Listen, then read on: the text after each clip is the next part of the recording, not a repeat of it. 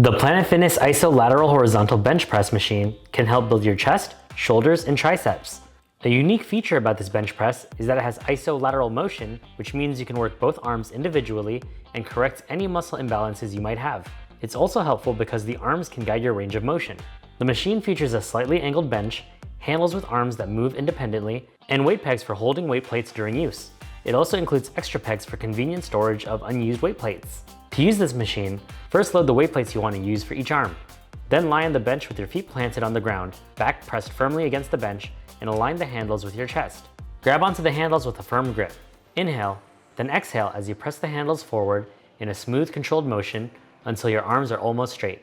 Try not to lock your elbows out completely to prevent strain in your joints.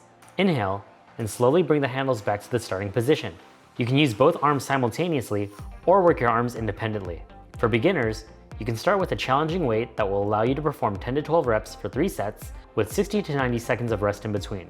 To progress, you can gradually increase the weight and adjust your counts. There are other Planet Fitness machines that they've recently added, which you can learn more about in the video on the right. Thanks for watching.